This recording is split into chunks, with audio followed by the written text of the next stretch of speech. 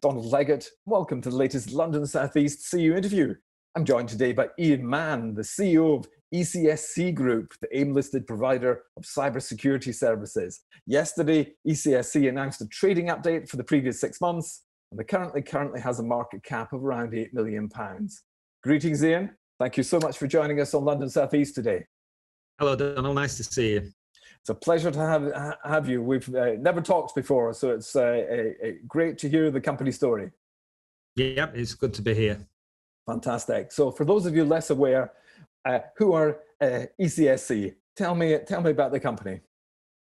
Yeah, so we're one of the UK's longest-standing specialists in cybersecurity. So cybersecurity is everything we do. So when you hear in the press about people being hacked or ransomware or things happening with the Russians attacking UK companies, and then we're one of the people that are either preventing that happening, or we're monitoring people's systems to detect when it happens. And we also have an incident response service. So if the worst happens to somebody, they call us out 24/7 and we can come and fix it. So we're sort of the fourth emergency service in terms of what we do. And increasingly important as the fourth emergency service as well. So which part of the cybersecurity market do you guys operate in? So we have a wide range of clients, from startups with a couple of employees up to multinationals. We've worked with 10% of the FTSE 100. So it's very broad. It's more private sector than public sector. And if you like, our sweet spot is more the medium-sized companies, because very large international corporations tend to want to do things internally with their own team. So they may bring us in to do some consultancy and help them with a very specialist area. But generally, it's that medium-sized company who've got a lot to protect. And they've got an IT team, but they really can't build the specialist function. And when it comes to, for example, detection services, it's really important that that's manned 24/7, because the hackers tend to hack you out of hours and weekends and bank holidays, etc. So it's really important that that's monitored 24/7. So we have a security operations centre here in Yorkshire, across the road from where I am now, but we have another one in Brisbane, Australia. So that allows us to monitor, even though our clients are UK based, they need that out of hours monitoring. And it's not really good for engineer and analyst retention to have them working nights. So hence we have an operation in Australia, so we can do proper 24/7 monitoring. Okay, that makes sense. Now, what were the numbers like in the half year just gone? And what does current trading look like? Has it been a good half year? Yeah, it's been a good half year. We've grown by 15%. Overall as the group. Our assurance division, which is testing and consulting and certification services, that's grown by 20%. But our managed services, the 24/7 detection, incident response, that's grown by 17%. So it's a good solid growth for us. And that's in challenging circumstances, because last year we had to re-engineer what we did and move things remote that were previously done on client sites. So the team have had to work really hard to modify our delivery processes and our sales processes. And the fact that we can deliver such strong growth for the half year is testament to all their hard work. But those are, if I understand it correctly, you target 20% growth overall for the business a year, and yet you're almost achieving those numbers in the half year. Yeah, and considering that we're still in a state of lockdown, I think that's a really good testament to the team. So we saw a significant impact in Q2 last year, but we saw strong recovery by the time we got to Q3. So we're operating really quite normally now, even though we're restricted on accessing client sites.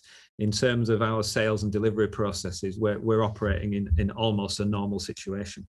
And are you working remotely still, or are you actually seeing clients face to face? How is that working now? Yeah, it really depends on the client. So we obviously follow any government guidelines in terms of health and safety. But if the client needs us to operate on site, as long as they are operating in a safe way, we can do that. And clearly you have situations, for example, if somebody gets hit by ransomware, that they need people on site to help them recover services. So we can do that. But equally, if somebody wants to engage with us and receive advice and guidance and consultancy, and they want to do that remotely, then we can facilitate that as well. So we can just be as flexible as the client needs. Okay, no business stands still. So where does your growth come from? We were talking about your target, if you like to call it that, of 20% growth a year. Well, that's quite a tough ask, I would have thought, to keep delivering that year on year. or is it? Especially because we only grow organically, so we haven't done any acquisitions to deliver that growth.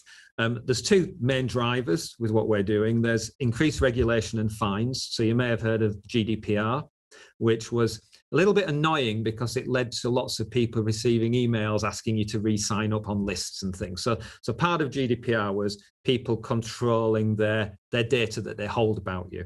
But there's another half to GDPR, which is penalties for losing that data and not holding it securely. So all the remarketing things tended to get the attention, but the security bit is just as important.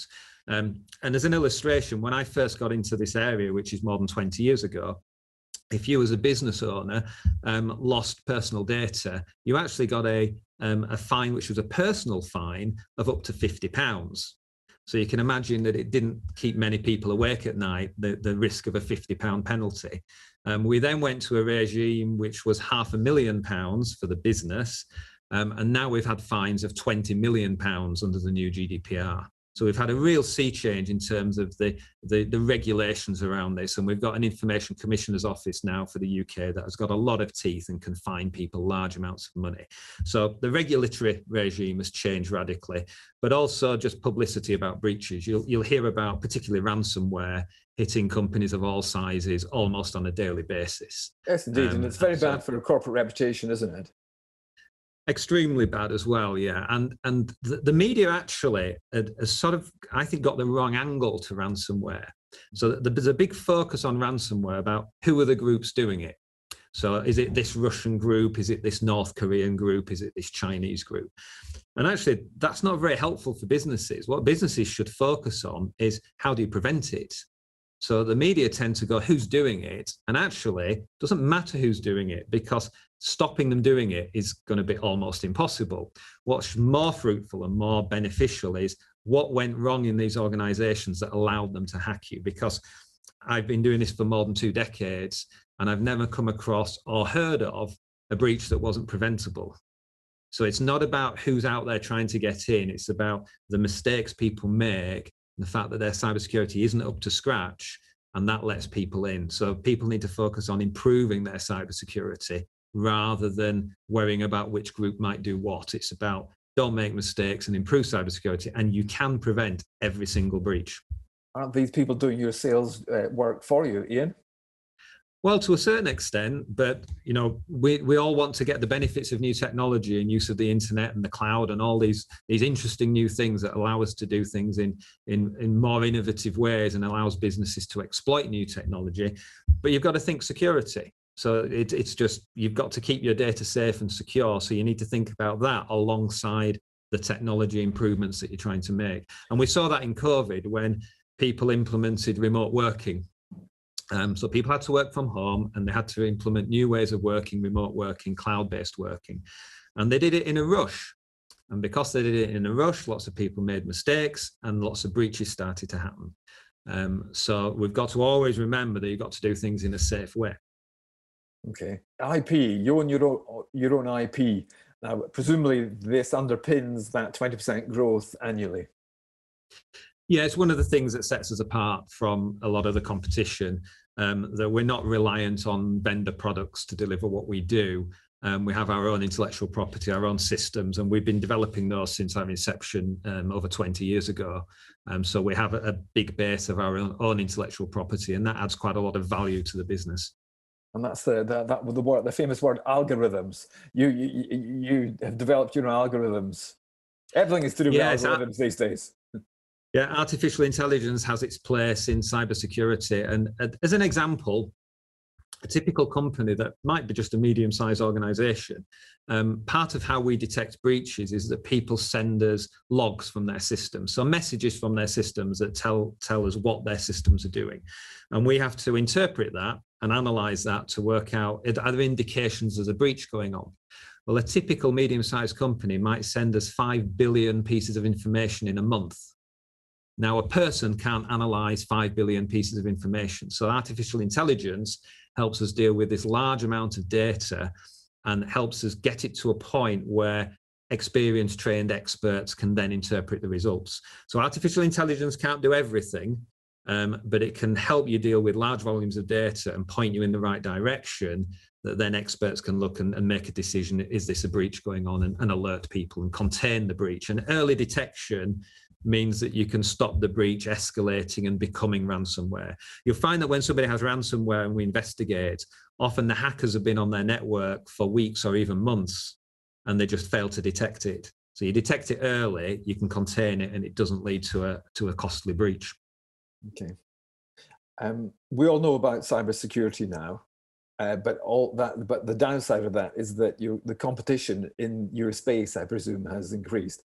So if you take Darktrace, who recently IPO'd at the top, and they created a big splash, and we all know about them, all the way down to the tiny ones at the bottom, whereabouts within that ecosystem of cybersecurity, whereabouts do you play, and what do you see as your speciality?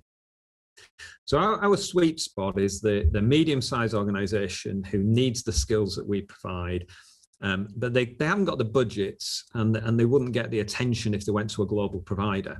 And would Darktrace be one of those global providers? Well, Darktrace are in a different market, really, because Darktrace sells some software. And they sell some software, and they make claims about how clever this software is, and that software can help you detect things yourself. So a larger company... Do you not believe them?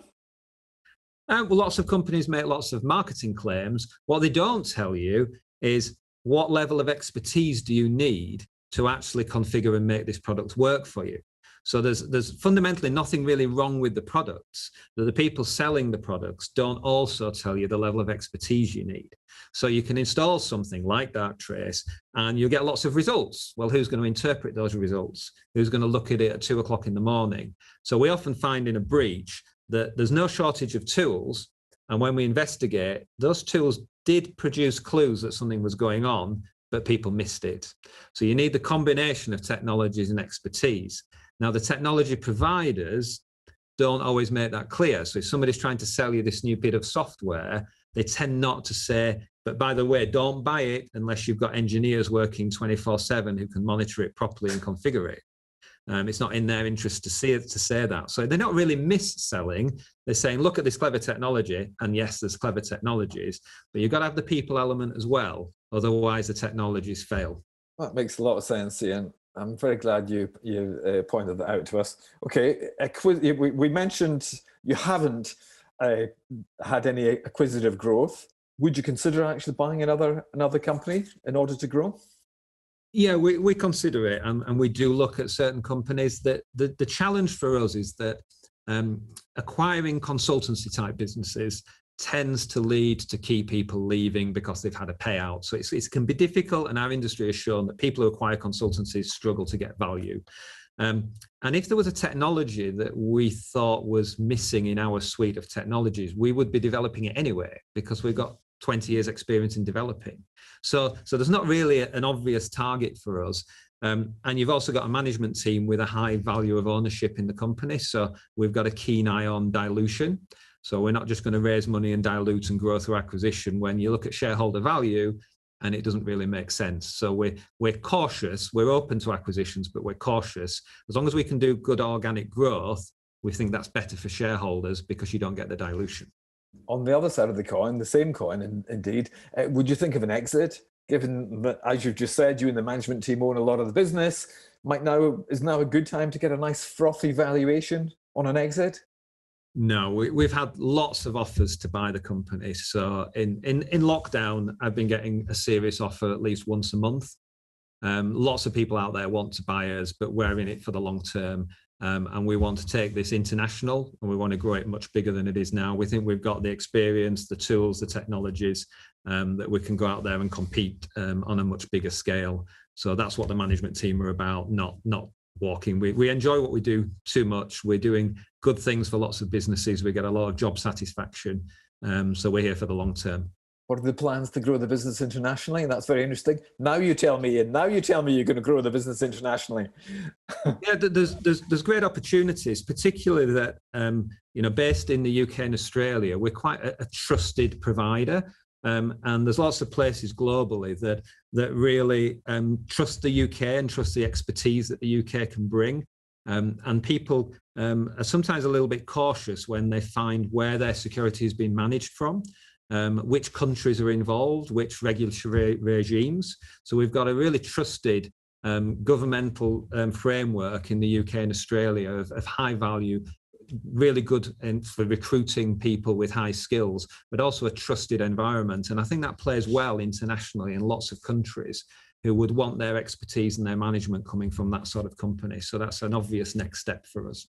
How would you do that on the ground, though, in practical terms? Well, the interesting thing with COVID is that we've now learned how to do a lot of things remotely.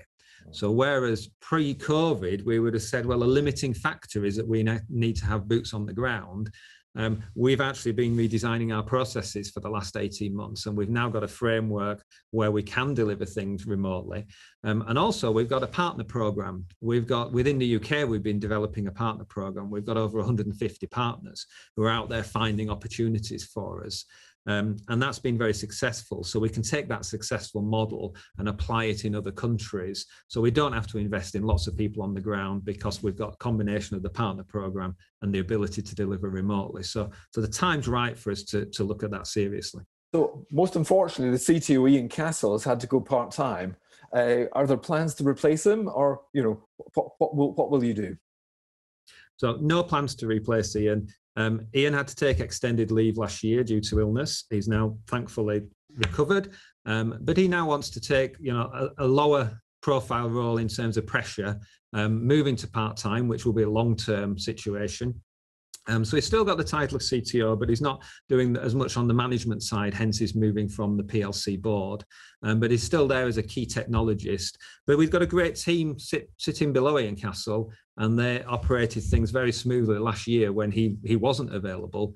So we've no need to bring in a new CTO. We've got lots of people, some of them have been working with us for many years, who can help move our technologies forward, even though Ian's now part-time.